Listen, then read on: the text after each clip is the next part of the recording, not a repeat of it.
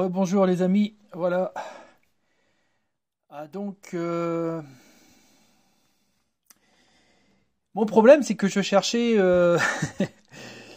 un système pour que la LED elle s'allume progressivement et elle s'éteint progressivement tout en étant contrôlée. Donc, la longueur de l'allumage, il n'y a que ça que je pouvais contrôler sur un port de sortie digital, hein. Non PWM. Pourquoi non PWM? Parce que les PWM, je voudrais les réserver pour les servomoteurs. Il n'y en a pas beaucoup. Sinon, je vais avoir des problèmes ou autre. Donc, je sais pas sur l'analogie où je pouvais le faire. Je sais pas. Je n'ai pas pensé à ça. Des sorties analogiques. Et surtout, je voulais pas faire un programme lourd pour que l'allumage progressif et l'extinction progressif. Il a fallu que j'allonge encore plus de code pour faire ça. Et là, tout en faisant simplement un montage. Bon, ce montage-là, il fonctionne. Il vient de mon cerveau, hein. Je suis pas tout à fait un bon, pas du tout d'ailleurs. Je suis plutôt un super amateur en électronique qui date depuis 30 ans. Euh, donc je l'ai monté par intuition et avec mes connaissances que j'avais depuis 30 ans. Bon là ça fonctionne. Alors, regardez. Là, je le mets à zéro là. Voilà. Là j'ai voulu faire un éclairage style clin d'œil. Hop, clin d'œil. Et on éteint doucement. Vous voyez? On allume. Clin d'œil. Et on ferme les paupières doucement. Oui, c'est pour faire des yeux. Après, je vais faire voir aussi, attendez que je télécharge. Là, ici, j'ai toute une composition. Vous voyez.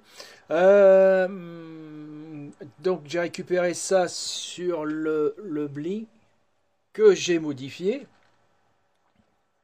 à mon avantage. Ça, c'est moi qui l'ai rajouté. Bon, bah, ok. Hein, voilà. Allez, c'est parti. Vous allez voir ce que ça va donner.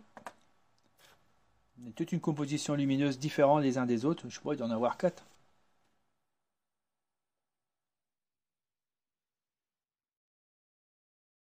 Voilà. Vous avez ce style de signal. Pour un tableau de bord, ça peut être génial. Tableau de bord de contrôle je ne sais quoi ou une animation. Ou ça peut être aussi pour l'ouverture d'une porte de garage. C'est ce qu'on voit actuellement d'ailleurs. Attends, combien il y en a de sortes? Oh, j'espère que j'ai pas mis 80 parce que c'est des boucles de 80. Alors là, ouais, ça va être long. 8. Ah non, c'est déjà passé. Ah, voici le clin d'œil. Ah ouais, non, 8 fois, mais il y a entre 2 et 3 minutes, c'est pour ça que c'est long. Bon, là, j'ai 20 fois le clin d'œil. Bon, voilà, vous avez à peu près compris, hein. Toutes les possibilités sont immenses grâce à quelques composants électroniques. Ce qui est génial, c'est parce que ça accompagne la carte Arduino et ça permet de l'alléger dans son travail. Puisque de toute façon, ce qu'on voulait, c'est l'extinction voilà, progressif et l'allumage progressif. Que c'était bête de programmer ça, alors qu'à chaque fois, c'est utilisé à toutes les différentes animations lumineuses. Après, j'ai. Alors, il faudrait que je teste aussi. Il y a un monsieur sur. Bah, je vais vous le donner, qui est pas mal. D'ailleurs, je vais faire la. Attendez, c'est ça?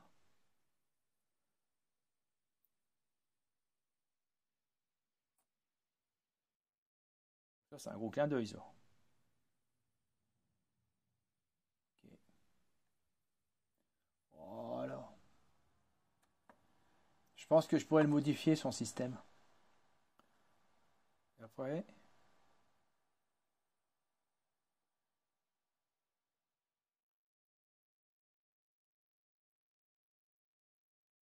Ah ouais, j'ai toujours le clin d'œil, mais allongé. Bon, voilà.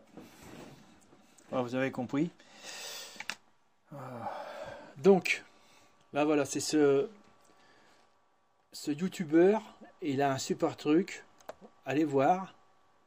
Je vais peut-être mettre le lien en description. Voilà, c'est ça. Électronique Passion. Et là, ce truc-là, il est d'enfer. Attendez. On va le lancer pour voir. Oui, ça, c'est les flashs. Donc, ça aussi, on pourrait contrôler ça. Mais lui, il l'a fait en électronique. Hein, parce qu'il n'y a pas d'Arduino. Voilà. C'est un petit montage en électronique. Voilà. Mais je pense qu'on pourrait faire glisser une commande. Peut-être en rajoutant un transistor. En jouant sur l'alimentation de ce système. Je sais pas s'il y a un plan. Ah, il est là.